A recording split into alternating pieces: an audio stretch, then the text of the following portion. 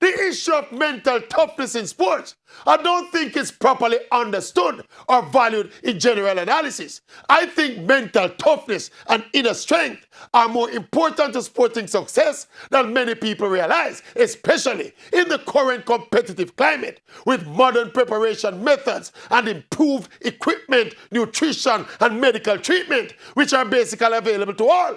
Even talent levels, by and large, are cancelling out each other.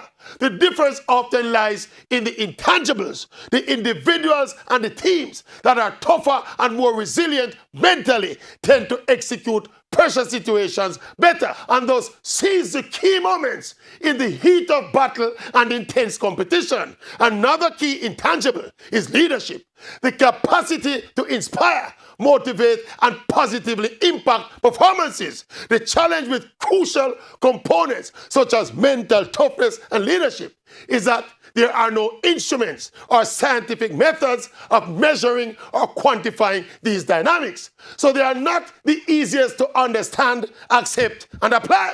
So some people stick to the unscientific eye test or cling exclusively to the potentially deceptive and misleading statistics while ignoring these intangibles. It's like they need something to Google.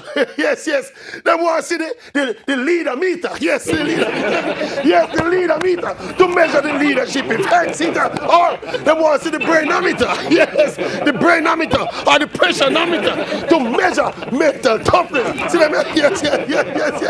Yes. Well, and they're going to write it down so they can Google it. See that? What I don't get. Well,